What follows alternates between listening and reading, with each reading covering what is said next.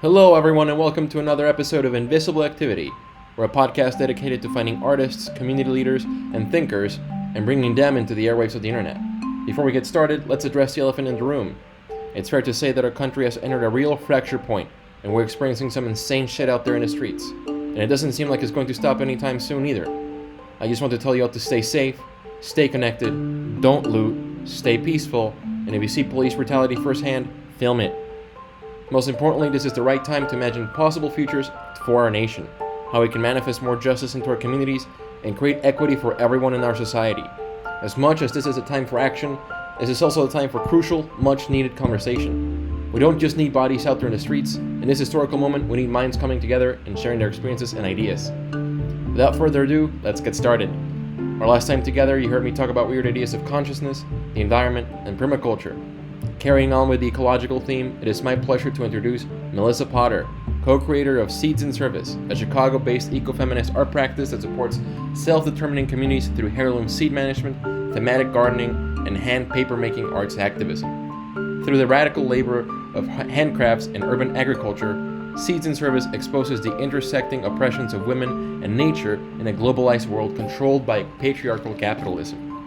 Through collaborative and community art projects that range from propagating rare seeds in partnership with national heirloom banks to public events featuring the untold narratives of women in agriculture, they make visible and propose solutions to the modes of production that exploit the labors of women in nature.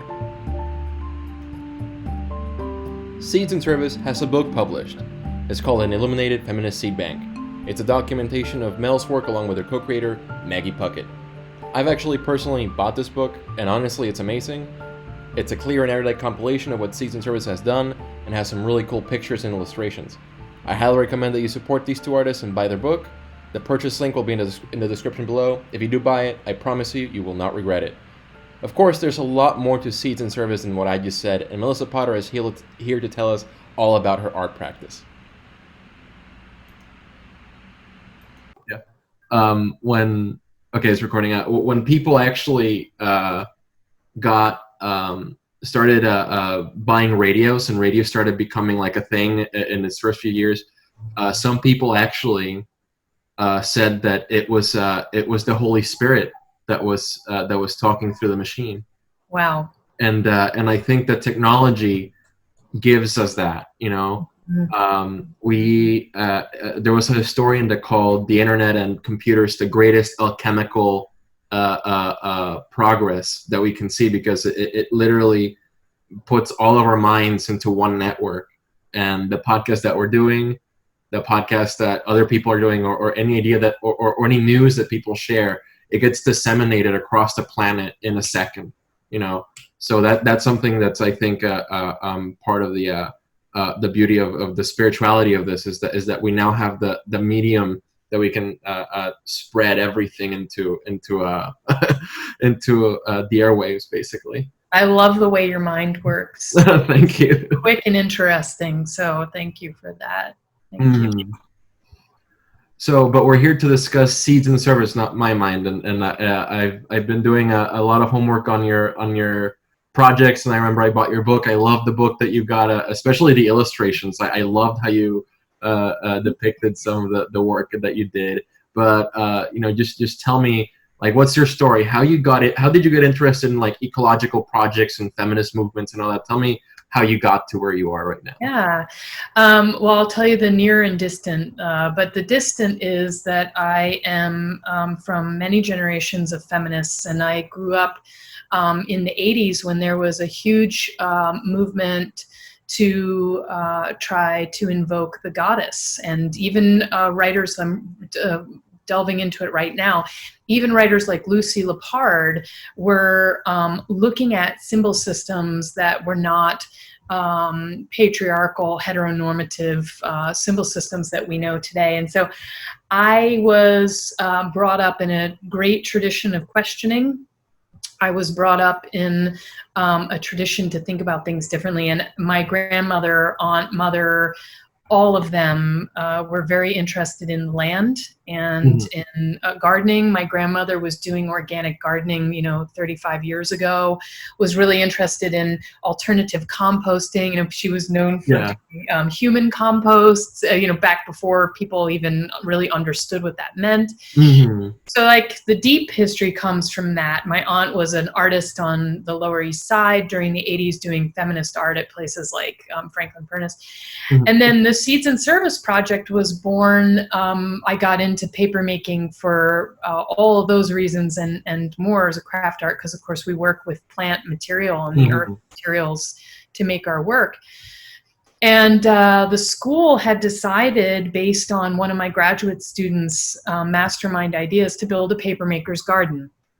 And they were trying to develop a location, and they chose a place at 8th and Wabash, and they frankly overbuilt it. They built a 10-bed garden, and I knew, even just from the little tiny bit of gardening I was familiar with from other people, that was kind of an insurmountable workforce without having people full-time allocated to it. So one time one of the alum from my graduate program, the book and paper program, Maggie Puckett, and I were on the road to go visit a show by one of our other graduates, Laura Miller. And we were chatting about this. And I said, what would this look like? What could we do? What do you think, if we took over like 5 of the 10 beds, because the graduate students had requested some, but I knew there was going to be a lot of labor required.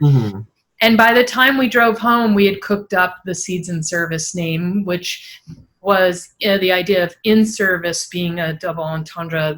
It's the seeds are in service to the work, but an in service is also an educational program. So the seeds, the in-service day, in education is like a day when people go to learn and to learn about new topics. So a Seeds InService, and it's the Papermaking Institute. So that project was born in late 2013, I believe.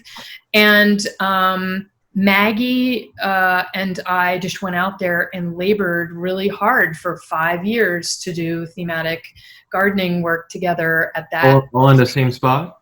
On that same spot at 8th and Wabash. And then the school, it was a temporary space because they were always going to build the student center on it. So then we did a lot of workshop-based work.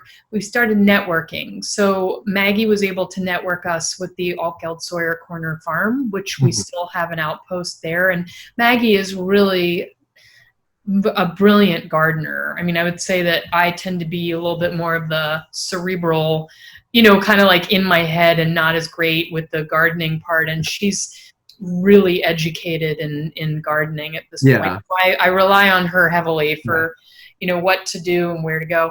I've seen some people that to them gardening is like playing guitar. They'll command, no, not command, but they'll work with the plants so well, Well, that's Maggie, and she's amazing. And so over time, our thematic work was, I had ideas, she had ideas. Sometimes we would completely co-share those ideas. So I was doing a ton of research on the Hull House wage maps, which took place down here in the South Loop.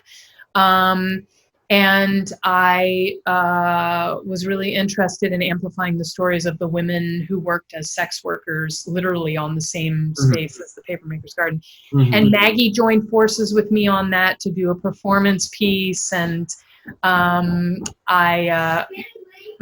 my son is knocking the door down. Also very much a part of the COVID flow, I might add. Yeah. But in any case, we started helping each other out and really helped each other come up with research for each other. So, I got really deep into that, the Hull House and the legacy of the wage studies that were done in our neighborhood. Maggie got really interested in the deep history of the Salem witch trials because she had multiple generations of women who were descended from one of the women who really on trial, right? So she did a Salem witch bed.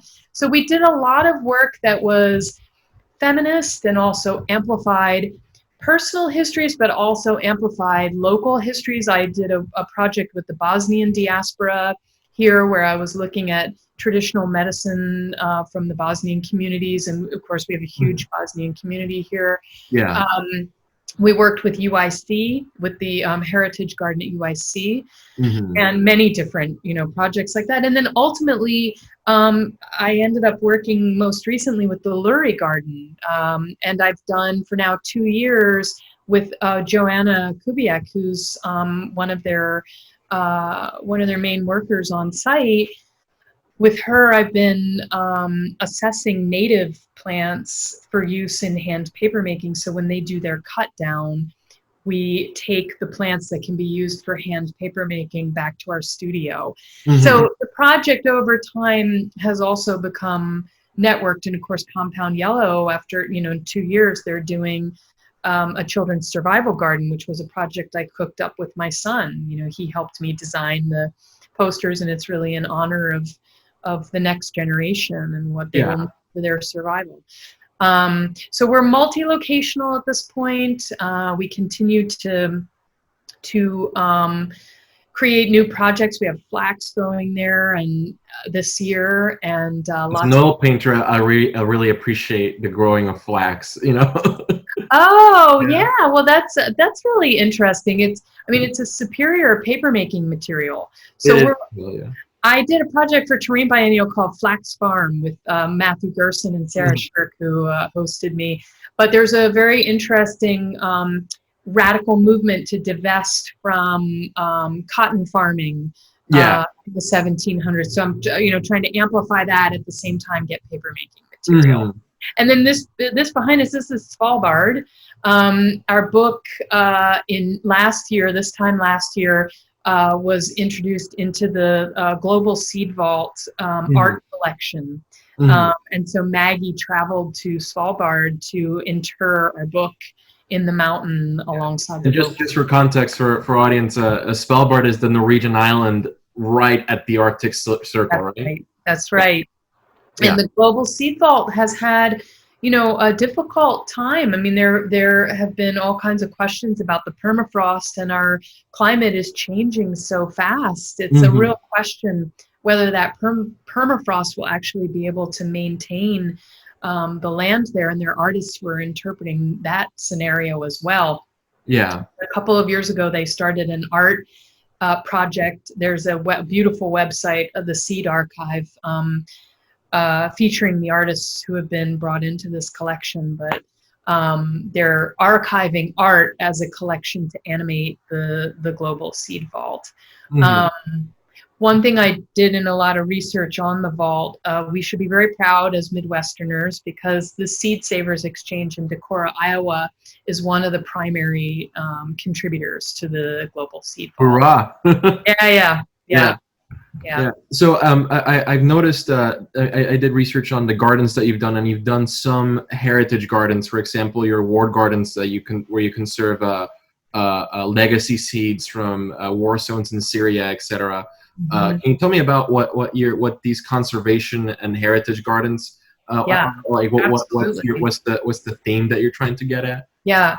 Well, so Maggie started a relationship with this incredible place called the Experimental Farm Network. Experimental Farm Network happens to be, just by happenstance, located next to the town where I grew up. So I keep trying to visit this person. He's Nate Kleinman, was one of the co-founders. And he's a real visionary, and his idea is to promote biodiversity while at the same time specifying that there are lots of places that have their biodiversity potentially endangered by war and globalization, industrialization, urbanization, right? So the War Gardens was Maggie's idea specifically to tap that repository of seeds, Experimental Farm Network.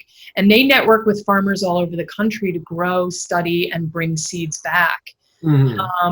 And so she focused on a number of areas, for instance, Syria, Palestine, former Yugoslavia is, part of that. Places where the biodiversity are Iraq, of course, places where the biodiversity is either currently in crisis or posthumously in crisis post-conflict.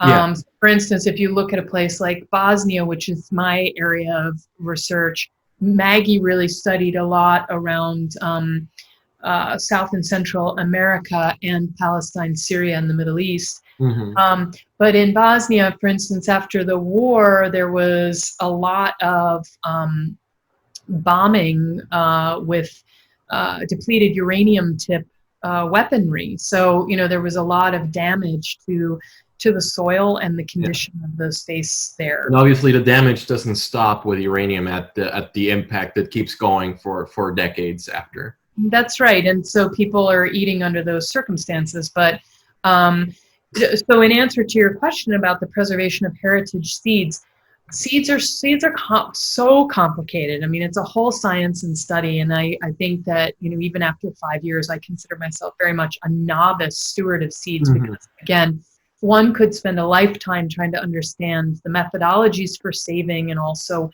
how plants are propagated through many, many different methodologies that are also culturally specific. Yeah. But heirloom heritage seed management is in some ways, as I describe, as ethnographic as it is biological, in the sense that it is tends to work with multi-generational stewardship of a particular variety.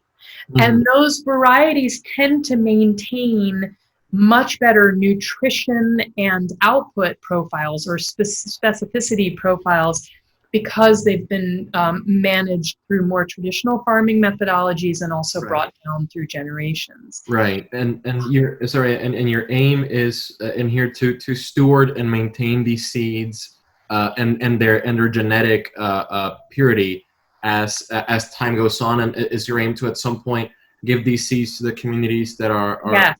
Okay. Yes. So when we look at like the UIC Heritage Garden, I always like to I like to think big, but I also like to think about amplifying all the ways that our local community are involved. Yeah. So the UIC Heritage Garden is very invested in this. They were originally the Jane Addams Hull House, which if you think ethnographically about the ways people from different countries brought seeds and their agricultural knowledge, Hull House was aggregating a lot of that through their labor museum because they believed that this was a way to create an equal and just society. If we understood people's ethnographic heritage and their intangible heritage practices, then we would come to respect and integrate together in a multi-ethnic society. Yeah. So Jane Addams had a seed bank which was very much in the flavor of Seed Savers Exchange. It was sort of ethnographic and biological. And then the UIC Heritage Garden, because Jane Addams is part of the UIC campus, they took it over and they got it's part of the Latino Cultural Center there. So they did a lot of very particular programs around indigenous and Latinx community-based programming. They are doing both vegetables and native plants of the region. Yeah. But we donate back to them, and actually it's been incredible because there've been a couple of wonderful times where our seeds will come back. We're like, oh my God. Well, for a while I was naming seeds after women who had worked down here and had been murdered as sex workers, and I named a series of seeds after those women. And one of them came back to me. So I was like, oh, wow, this is amazing. So our seeds were circulating in this larger database, and they have a swap every year. This year, it probably will have to be virtual, but they do an in-person swap, and it brings all of the local heritage managers, both organizationally and independently, to come and do seed swapping. Experimental Farm Network, we send back to them. My personal philosophy is a seed is serious. Yeah, you seem very serious about the seed, the actual seed. Well, and that they're called a baby in a box with lunch. They're a contained life unit. And so I don't believe in wasting seeds. I don't believe in seeds sitting on shelves. And so all of the work I try to do with seed management, I want them to go to places where people will steward them, they will grow them, they will propagate them, And so our seed saving is, we don't do a lot of just sort of like basic distribution. We really try to find homes, literally find homes for the seeds. Mm-hmm. This year I was very successful with our children's survival garden. I got, like 10 locations where I know people will actually be growing those seeds. But then we also give back to the banks, like Experimental Farm Network. So are you seeing that there's a growing movement of people growing their own food? Is the, or is that the people that you're sending the seeds to? Yes. Yes, we deal with both food and medicinal plants. Mm. So there's interest in both herbs, medicinals, and plants. Yeah. I think there is. I think that there's a lot of enthusiasm for planting, but a lot of people have come out to be sort of critical of the idea that to really plant a victory garden, to really grow food for your family, is a job. It and is. it's not, this is also like, a seed is serious, gardening is serious. Yeah. I've seen some hard. gardening. It's hard work. I've seen some gardening in Australia and Detroit, Los Angeles, and I mean you have rotating teams of people so that the garden is there tended 20 hours out of the day. And then you have to deal with also their crop failures. There are climate crisis crop failures. So we had a terrible time with wind and over rain or drought at our location. So, but yeah, ultimately the goal is to continue this heirloom management. And that's hard when you're talking about a garden like 8th and Wabash, which was very windy. Yeah. So there are certain breeds that will cross-pollinate, and then you lose the heirloom of them. So now again, you have to think about greenhouses and keeping seeds separated, and at that point, pollinators are not what you want at that point. And exactly. Corn. Maggie was doing a Zapatista corn project where she was getting seeds from the Zapatista community, and she was doing the tassel bags, to make sure that she could hand pollinate back into the ones that, so they didn't, cross. So you get those like rainbow, corn where they, will cross pollinate. Yeah, and now actually you touched on one thing you about the Zapatista garden. I mean, all your gardens seem to have a historical theme to them. Can you tell me, like, why do you choose the themes that you do? Because you have like the Zapatista garden, you have plants of pleasure, you have ward gardens. They all seem to also have a political theme to them. Can you tell me like what's the process of thinking about these themes? Yeah, I mean, I think broadly speaking, social justice is definitely a theme. So we try to be responsive to social justice issues that are timely and pertinent, like the Middle East and the Zapatistas. Over time, and I think, we're right now at this precipice of a moment, what does a white woman do to be in allyship with communities of color? How do we amplify those communities without co-opting their histories? Yes. And I think that that is a super complicated line, but by growing seeds from another community, you have a direct conversation happening with them, and you are potentially, not necessarily, if your crop fails, you can't be, but you're potentially in service to that community by spreading the heirloom management or the local management and agricultural health and wellness. The Zapatista community is very concerned with diversity, right? So one of the main reasons we want more heirloom gardening is for diversity. Biodiversity. So, biodiversity, that's right. Yeah. For instance, in Serbia, again, I go back to that region because that's where I have my knowledge base, but in Serbia, I noticed that they have just dozens of different types of lettuce, not just like us, where you get like romaine and iceberg, They've got dozens of different types. They've got dozens of different types of grain, which are all heirloom, right? The Zapatista corn diversity is not the corn diversity that we get at the supermarket here, right? So a lot of our themes are about amplifying diversity, at the same time amplifying women. So, Mhm. the Zapatista community is one of the greatest examples in the world of the ways that women are revolutionaries, activists, Yeah. mothers, Yeah. gardeners, Yeah. and stewards. You Yes. I can't mean, do better than that, yeah. I mean, there was this documentary um, on the political history of Mexico in the late 20th century, and they were talking about the Zapatista movement and how Chiapas became such a hotbed for revolutionary activity. And you saw like it was one of those communities where the left was truly, the revolutionaries were truly revolutionary in the sense that you had a greater push for gender equality in the roles in the movement, and you saw women right at the forefront, and it's a very unique moment, especially in Latin America. You don't really see that much. Well, and they wrote a manifesto, which Maggie turned into a little book, which she wrapped in Yeah, corn leaves. That was called "Women Have the Right." yeah. So it's basically like a manifesto of women's rights within that community. Hmm.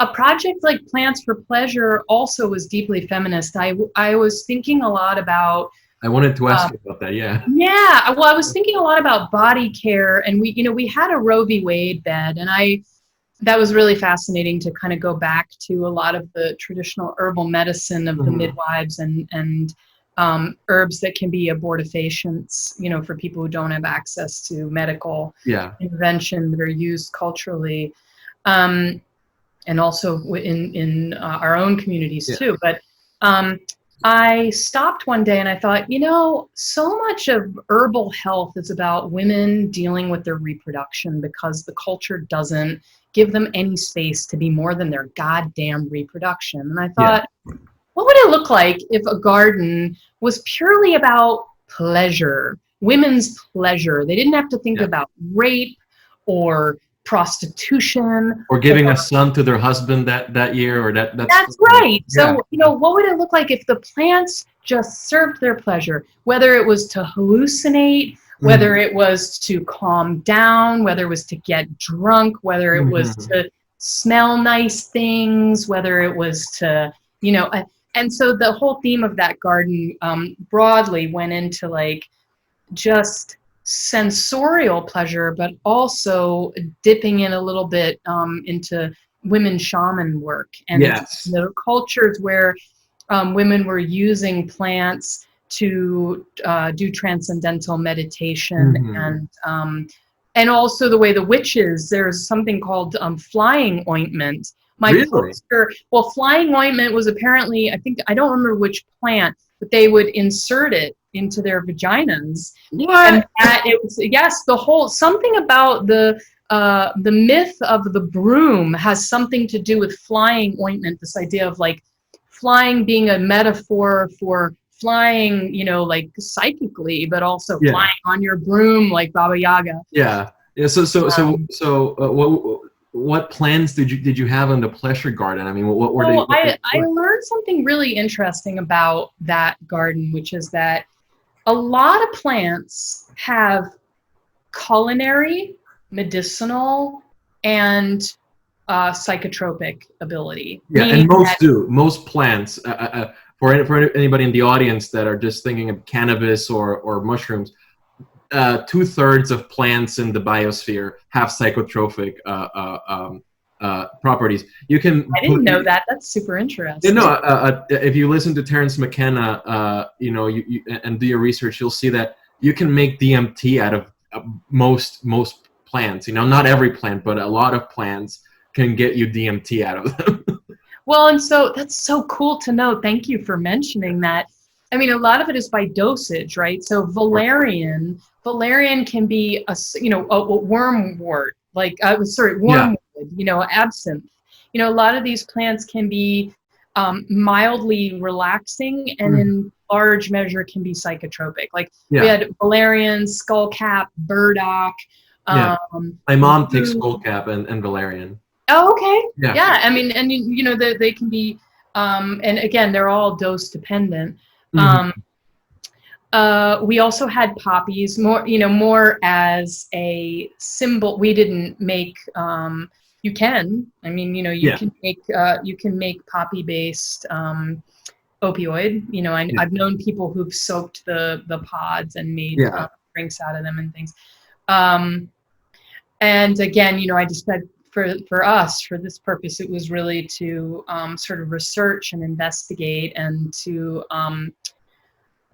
again, really think about what that meant for women. What does a world look like where women are free? And in some ways, that garden was so beautiful and wonderful, and a lot of great artwork. I mean, I made these big like banners for terrain and stuff, and it was very beautiful on one hand, but it was also deeply sad because it brought me into contact with the fact that women's bodies are so under siege. This idea, I mean, the idea of a woman truly being able to be on drugs and in public also implies her rape, right? It also implies the danger to her body. And so I brought a lot of utopic ideas to that. Yes. So this is kind of like a dreamscape where women are free and can like if you see a woman stoned on the street, it's like, let the shaman do her work. All right, let her. Thank you. I love that. I love that. Yeah. There's on a tangential note, in El Salvador, where I'm from, they grow these flowers, these plants, in a lot of gardens in El Salvador called floripondio. And until my mom told me like about 8 months ago or something that this flower is just datura, and that people grow one of the most intense psychedelic plants in their gardens, and they always just tell you it's like they're pretty to watch. Just don't make tea out of them, please. Just don't. God, that's amazing. Yeah. No. For those that don't know, I mean, the datura is like, it's like, I mean, the datura is like intensely psychedelic. It is. In fact, it makes you forget that you took it. So yeah, and people. Gosh, we could use a little of that right now, right? Maybe we need to get Trump, on a permanent schedule of that drug. Yeah, I mean, to me, it's really fascinating too, the ways that growing also can bring us back in touch with our cultural heritage, which is going back to Jane Addams. I mean, Jane Addams believed that you built a diverse civil society through mutual understanding. And that, through her labor museum, it was like, if I learned from your mother how to grow El Salvadorian plants, I would know you. I would know your foods, your lifestyles, what your homes were like. Also, that our relationships to our intangible heritage have language systems that are specific, right? There are a lot of words that are only for the cultural practices that happen in a particular society, right? Yes. For example, how we would call datura floripondio in El Salvador, and it's only like a word for that region, So it's like, through these intangible heritage practices, we can have deeper understanding. And this goes into like, I'm working on a piece right now about Marilyn Sward, the woman who founded the Center for Book and Paper. She's been so erased by her history. And one of my arguments is that I have a few quotes from her notebooks, and I've got a few articles written about her, but I can know her through her materials. I can know her through the things that she made and she did. That these things are a distinct language, and they may require me to suspend judgment around Western methods of knowing. Yes. But it's there. Yes. It's there. And I guess the one thing that that you touched on in the mission statement for Seeds InService is that your gardens and your work, the mission is also to bring attention to how globalization and globalized capitalism erases these histories, because my mom and I don't have any Salvadorian plants to have, because we get our food from Trader Joe's. We don't have a garden. We don't have anything. We get the same spinach that everybody in Chicago eats, and that's the whole gist of it, Well, and this is also part of a conversation on white supremacy, Hmm. that the monolithic, creating the monolith of whiteness under which so many cultures gave up their intangible heritage in order to serve the capital government, in order Yeah. to become part of the industrial movement, Yes. Yes. um, Or, is or even before that, I mean, I was doing some listening to historians talk about the Aztec Empire, and a lot of it, and some historians were really lamenting how the Aztecs were liquidated because um, the Spaniards arrived and they brought measles with their pigs, and they brought respiratory diseases with their pigs. And in 100 years, 90% of the Aztec population was gone, and all the writing that we have, all the cultural, verbal histories that have been passed down are just a fraction of what the Aztecs were. The wow. Aztecs have been largely, you know, they've been sent to oblivion by this what the West would call like the movement of enlightened society moving towards a manifest destiny. Where did you live in El Salvador? Oh, I lived in the capital in San Salvador. Oh, okay. Yes. Okay. And is there a biodiversity movement there? What's the food situation like there?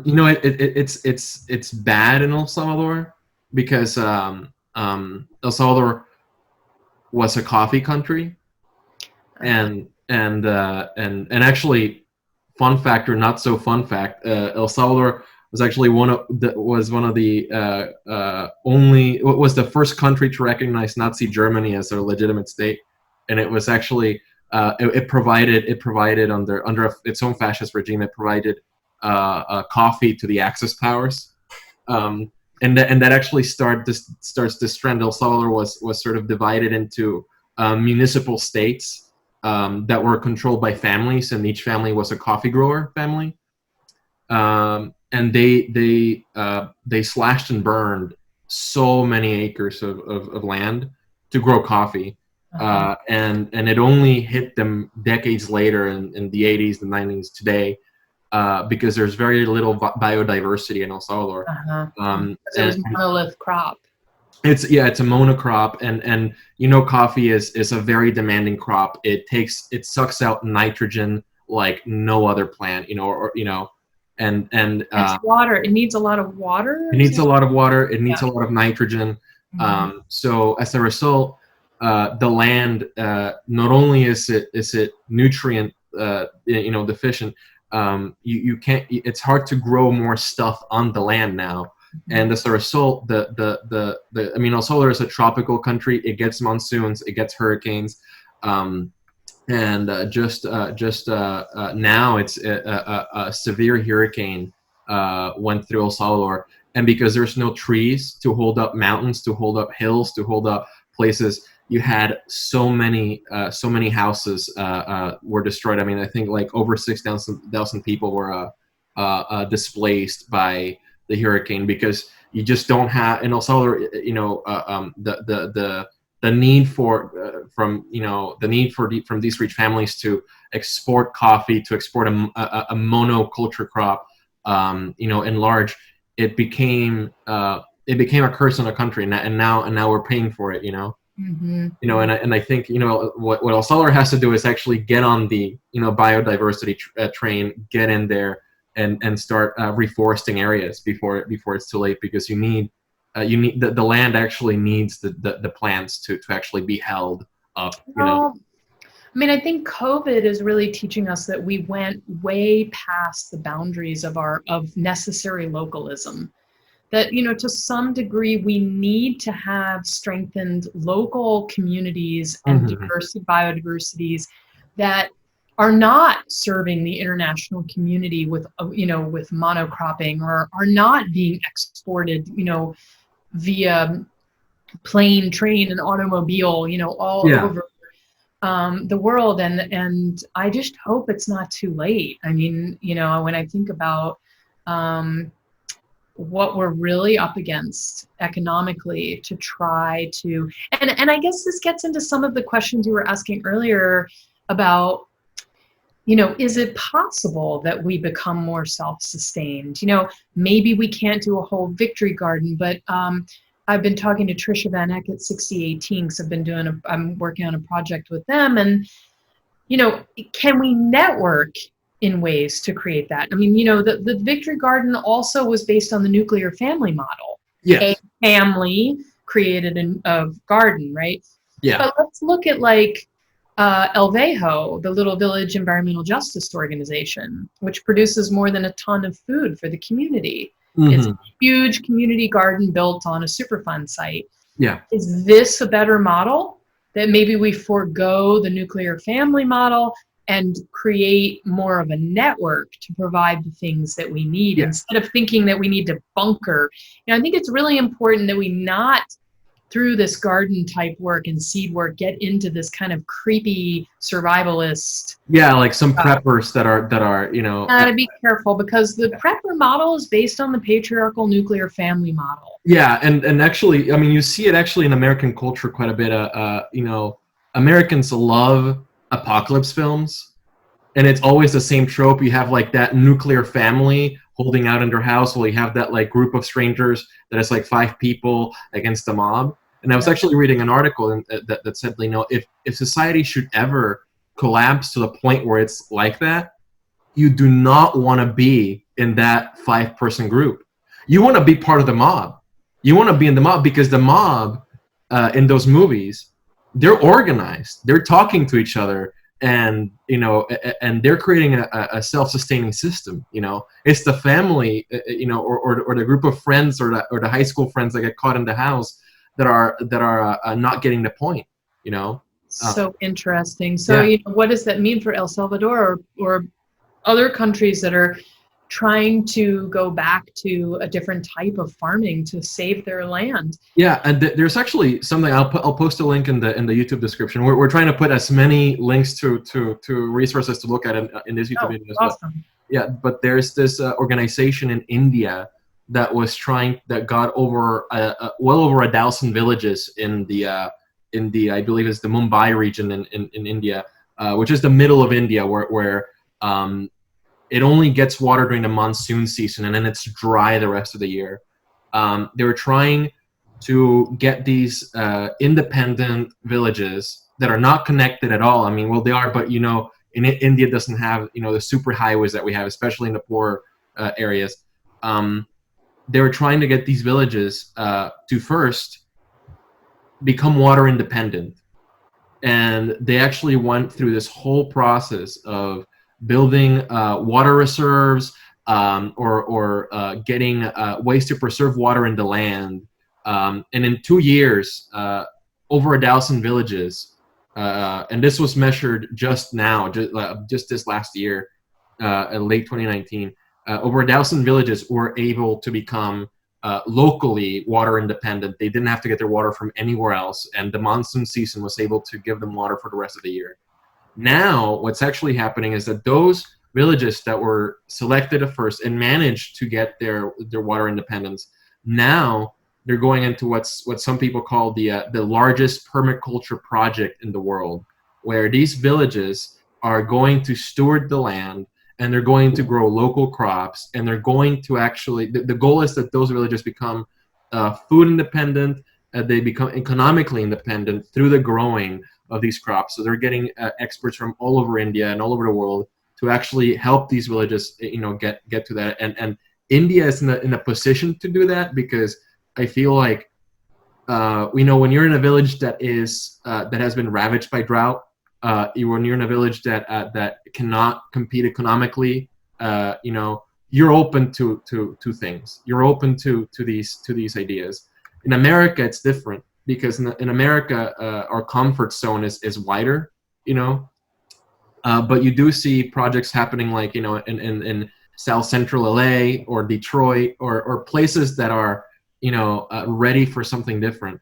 Well, and India has Vandana Shiva, the great champion. And if Seeds InService has a goddess, it's Vandana Shiva. She really has been the most vocal, the most visible of the anti-GMO local farming movement originating in India, but also globally. And she has been discredited. She has been harassed. I mean, if you want to know the power of the land, she threatens so much, but through her criticism of factory and GMO farming methodologies, that I'm sure she receives death threats too. But she has been such a powerful force in looking at the ways that the GMO movement has destroyed India's crop methodologies. And Vandana Shiva is on the board of directors of the Experimental Farm Network, who we work with our seeds. That would be like a big goal for me, to meet Vandana Shiva. Like I would love to get. I know Maggie would too. Maggie's crazy about Vandana Shiva. That would be a hell of a photo op. Yeah, that's t-shirt worthy. So. Yeah. Now our conversation has kind of talked itself into the corner of utopia. Now you do mention utopia in your work and in your website. Can you tell me like, what do you believe that utopia would look like? Can a utopia even be built, or do we see doom and gloom in the future? The global seed bank in Svalbard has sort of like this dual identity. It is a sense of, first, a utopian communal project from around the world. It represents sort of us coming together to preserve biodiversity, but it also has this looming darker image of, like, should the world end and you can manage to get on a boat and get to Svalbard, there's the food. But more recently, it's served a real function. For instance, Syria did its first pull down. So it is an important library of, when the shit hits the fan, you have the option to pull one of the copies down. Yeah. Right? So it's not just for like the fall of civilization. No, I mean, I think that there's a lot of narrative around that because it looks very doomsday prepper. It does. I mean, it looks like the Fortress of Solitude. I mean, it looks. Yeah, but it does, and that was made by an artist that entryway, But back to it's made so that it's also made to be a place to study and research and all of that. And it's fairly new too, so it will evolve over time. I think that when we lose first of all, optimism is a privilege. Let's just call it what it is. Optimism is a privilege. If you don't have your basic needs met, optimism becomes really complicated. But optimism also is survival. So if we don't have optimism for the future, we can't move forward. We can't. I also think it's the core of our humanity. So when we lose optimism, we also lose empathy, we lose community, we lose all these things if we don't believe in optimism. So I don't want to get, and also the nihilist movements and all these kind of very, dark movements are all led by dude bros. So I'm not going to hook my wagon to that. Yeah. Okay? No, I mean, I could actually go into for an hour into why Nietzsche would hate these movements. I mean, it was completely against what he talked about. But go ahead. Yeah, I mean, so I'm not going to hook my wagon to that. There is a rich, incredible tradition of utopic literature by women. And that's where I situate a lot of my thinking. I mean, I think of people like the sci-fi writers like Octavia Butler, Ursula Le Guin. And I've been very influenced by both of those people. Octavia Butler, of course, I've been reading since I was a kid, who, really imagines a gender fluid, future where patriarchal power controls and racialized power controls have been turned over into sort of like third being, third gender, conversations. It's a completely great, amazing work, way ahead of its time, way ahead of its time. And there's also a writer named Charlotte Perkins Gilman who actually, the interesting story is that she had a nervous breakdown and left her children and her family and came to the Jane Addams Hull House to, rebuild her life. Mm-hmm. And one of her books is called Herland, which is, if you haven't read it, it is so charming. Herland. I'm gonna put. Oh my God, it's so great. It's about a bunch of male ethnographers who come across a woman-only society. Mm-hmm. And they use all of their Western scientific interpretive methods and ultimately realize that this group of women has functioned and transcended all of their patriarchal ordering systems around how they look, how they interact, how they Right. reproduce. It is so great. And so, I think utopia it's a system. I mean, there was an incredible exhibition on Yugoslavian utopic architecture. I mean, it exists very much in our world as an actual thing that, through architecture, through communal living, through different things that we could reach a utopia. But as an artist, I think that utopias are creative spaces where we imagine something that we bring humor, goodwill, empathy, creativity, hallucination. We bring all of these things into a utopic space to think of something different. Yeah. And maybe they're always that thing that we can never reach for in the future. Yeah.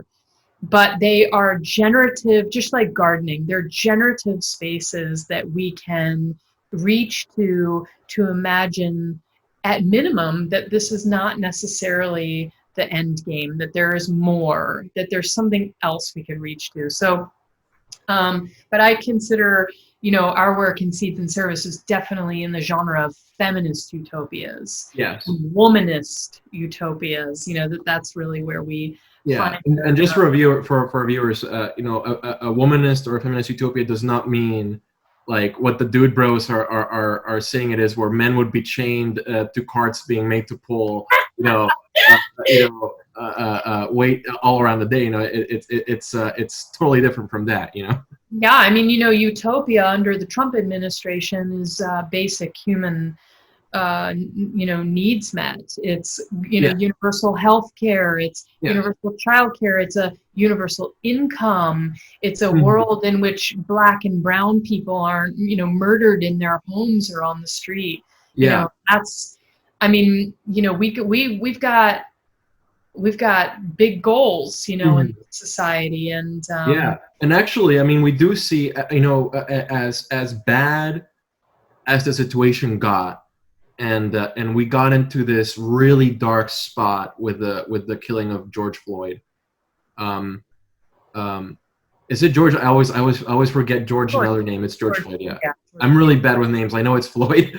And Breonna Taylor.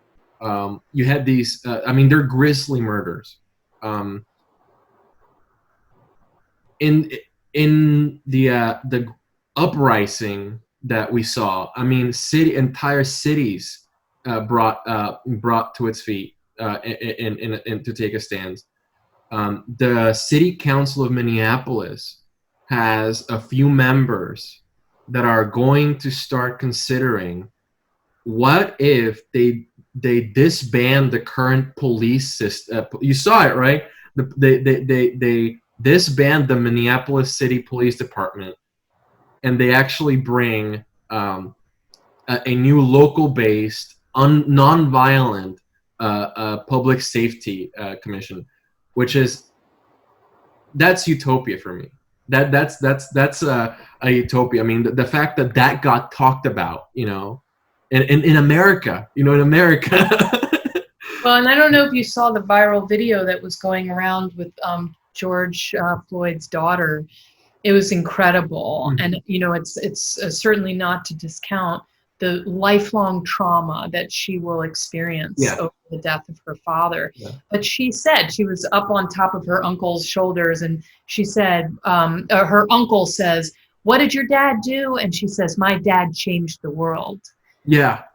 And it's true, I mean, it is true that that we're at a new moment. I hope. I mean, I'm bringing my optimism to the table here to say that I have to believe that because my students are out there putting their lives on the line for this. Like if I have any dedication to my pedagogy at all, I have got to get behind the optimism that this is going to work and we are going to dethrone this fucking maniac and move towards an equitable future for our next generation. Yes. But I talked to my mom this morning and she said, Melissa, please keep the faith. The white community is out there protesting. I mean, at least in Philadelphia, where I'm from, she's like, there were a huge percentage of the population of protesters there in arms with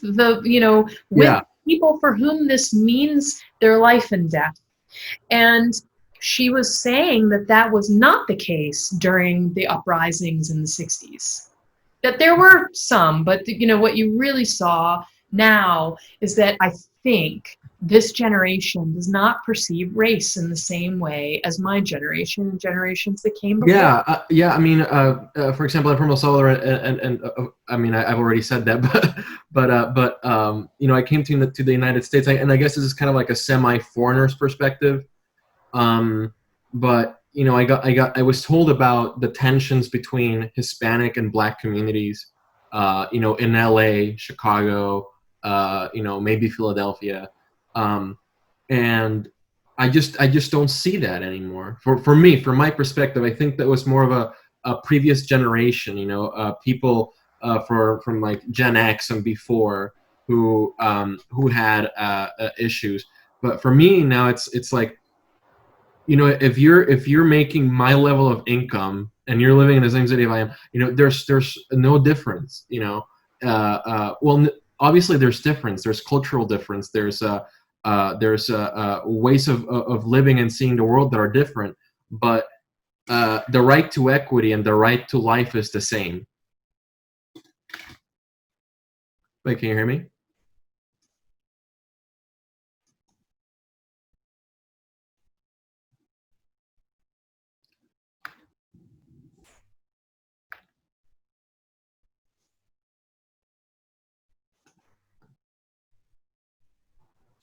Are you there? Yeah, that just we're at the witching hour, between 5 and 6. I've really noticed things get kind of hairy. Yeah, I mean, ever since the coronavirus lockdown started, between 5 p.m. and 11 p.m., Wi-Fi just does its own thing. Yeah, but you were in the middle of saying something. Yeah, no, it was that obviously there's cultural differences between races, communities, ethnic groups, and I really don't like the term "I don't see color," because I'm not going to deny a woman's blackness, a part of her identity, for the sake of me seeing her as a human being, And I think that my generation has had. I'm a millennial. Everybody, I'm in my late 20s. I think that it's my generation has enough of a distance look at what the past was like, and I'm no sociologist, so I can't really say like the specific cultural pressures that I've brought up, but I think my generation is very keen on not bringing just a second, not bringing that agenda to the okay. Yeah. We just live reporting from my bed. I mean, it's like really about COVID life, but I know I wanted to tell you something else, but I can't remember what it was. I'm going over my notes right now. So yeah, no, I mean, for you, utopia is something that is both, an ideal, community of welcoming creativity, reshaping how we actually reshaping the tenets of that community, but it's also something that is like able to be acted upon, and every little step towards utopia is utopia, right? Yeah, I mean, I think that, it's interesting. While we were talking, I just, a student of mine texted, and so that she got herself flowers today, Mhm. and I think that, again, the utopia is about hope.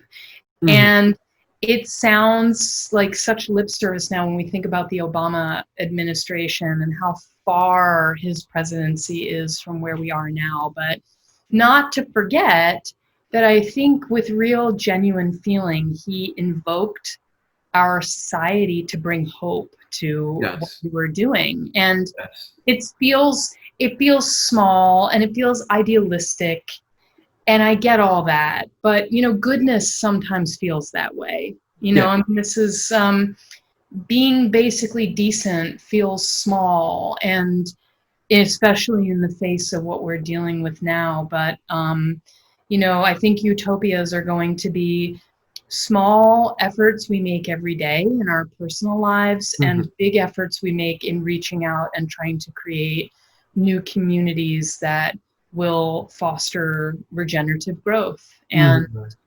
um, I think utopia is also going to be a lot of hard work. So, gardening is also an awesome metaphor for that, which is Yes. that, utopia is not just hanging out in the hammock. That's vacation. Yeah. Utopia is not a vacation. Mhm. I think all of us are going to have to work hard in ways that aren't always comfortable, but Yeah. that is now what it takes Yeah. to forward. You sort of worked on or talked about in your website about non-capitalism or modes of production outside of capitalism, and also sort of just the work that it takes to actually exist in those, because I guess from critics' perspectives, they say like, oh, socialists or communists, they just don't want to work, they just don't want to be held accountable, but running a communal utopian garden is absolutely labor intensive. I mean, the work was, well, first of all, I aged about 5 years, faster being out in that space just from the sun. The Yes. climate change sun was just, so intense for my body. I mean, there's some very Hmm. physical aspects to it that laboring under climate change conditions is extremely hard on the body, number Yeah. one. Number two, humans are a great contradiction. There's a reason we tried to industrialize, because farming's fucking hard. Yeah. Like the agricultural lifestyle is fucking hard. So Yeah. it's very easy to, be very idealistic about it and say we're all going to grow our kombucha and have, a head of lettuce every day. And, it's, Yeah. Yeah. and this is again, towards finding our new balance with communal work, that we're going to have to work incredibly hard, but also Yeah. trade. We can't all be little islands. It's not going to work. There's Yeah. no way. There's Yeah. and even our small efforts. I belong to the Tomato Mountain Organic CSA, Hmm. and my partner and I had a conversation the other day about how expensive it is. I mean, it's painfully expensive. Yeah. But I was like, all right, let's break this down. Let's break down what it actually takes to produce that food in Hmm. climate change conditions and get it to you. Yes. How much are you willing to pay for that? And how Yeah. much are you willing to sacrifice? I think we've moved into the era of sacrifice, and that part of coming to a new tomorrow is going to be sacrificing certain comforts Yes. of, That's what I wanted to touch on. You and did here speak about comes my son and the cat, and okay, we're, hello. we're breaking down quickly here. But yes, I think that, sacrifice is going to be a theme for all of us, not in a necessarily negative way, but that, the sort of comforts that we have been accustomed to, which are drugs, fast food and quick access. Those are Yeah. drugs, Yeah. and those are also the drugs that have kept us passive. Yeah. Entertainment as well. That Because we're going to have to sacrifice a lot of that. yeah. But that it's a little bit like exercise. I'm not a natural exerciser. Yeah. You have to build yourself up to it, but when you do it, you feel great. Yes. And it's a little bit of that, we're all going to have to invest with the work, but what it will yield, I think, in return is something we can't even imagine how we feel now. There's actually there's a lot of fear, I believe, about the collapse of Western civilization, and that's been like a theme since before 2016. I think since like 2014, and I think that the later part of the 99% protests, there's sort of been like this fear mongering about the decline of the West, or the fall of the West, they call it, or something. And they always would put on like The Economist or in Harper's Magazine like some great Western artwork on fire, or like or some painting from the classical era depicting the fall of Rome or whatever.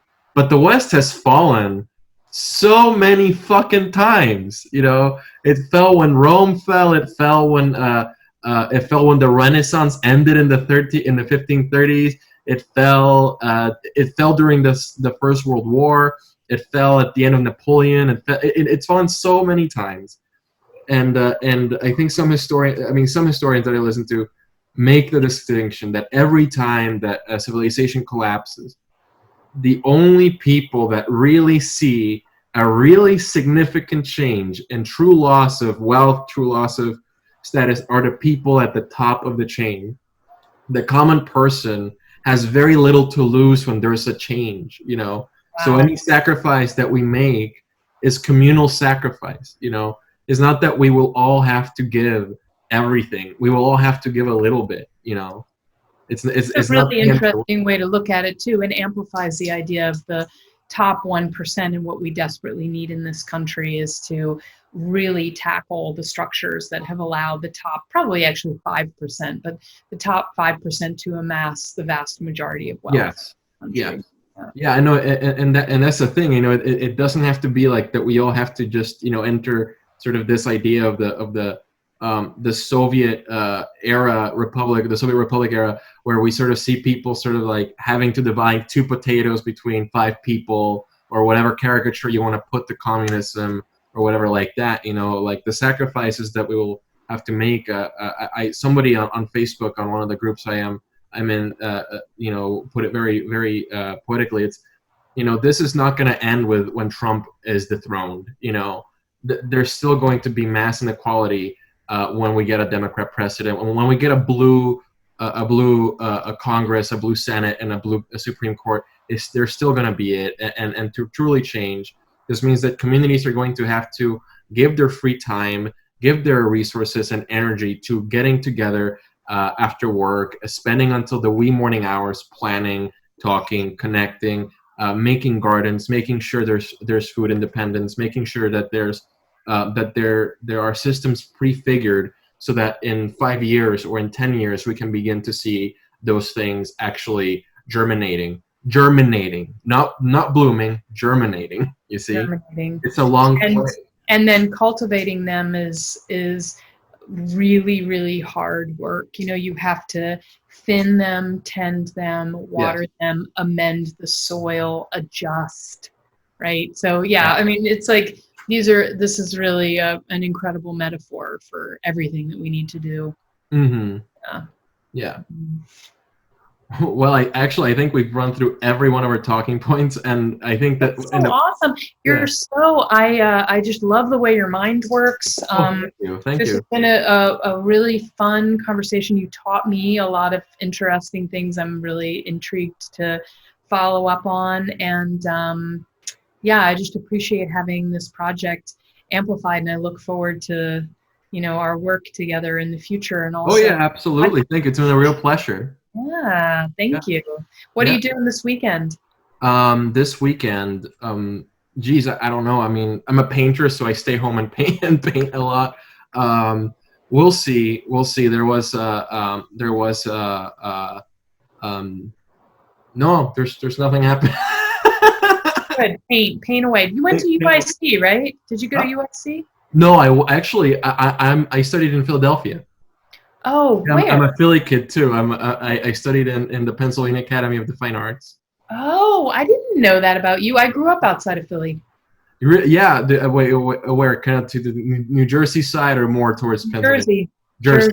Jersey. Yeah. Yeah. So Yeah. like, towards Camden and that stuff. Yeah. Oh yeah, no, Yeah. yeah, I lived in Philly for 3 years. Okay. One of my favorite cities. I think it's the city Oh, with the they've best been hit so hard. I mean, they've been hit so hard. I would say that they're on par probably with LA in terms of how bad they've been hit. with the protests. Yeah, I mean, I was at the protests when Trump got elected.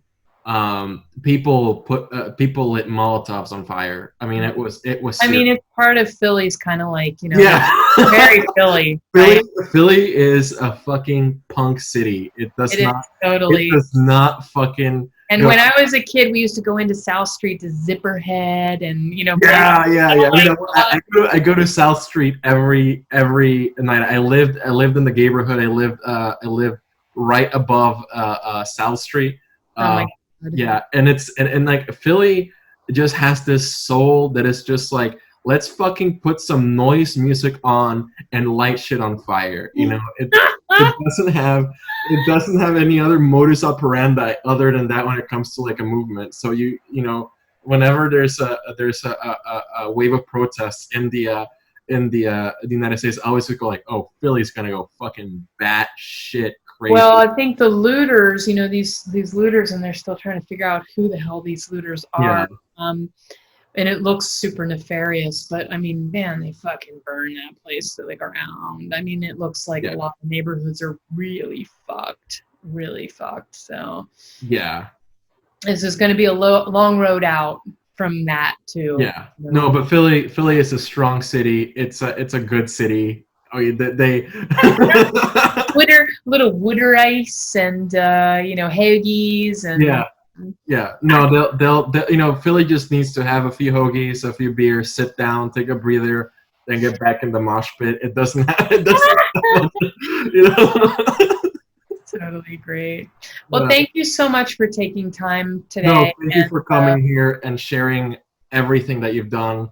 I'm sure that in the this will reverberate in the airways. This will reverberate in the higher dimensions. I'm sure that our conversation here will be that one more grain of sand in the scale that will tip the balance. Love it. Thank you so much, and I'm sure we'll see each other again soon.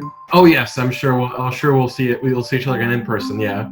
Thank you. Let me know how I can support you if you need any networking or whatever for the podcast. Okay? Oh, perfect. Thank you. Yeah, no, I mean, just spread the word. I'll send you the link and everything will be there. Thank you. Bye-bye.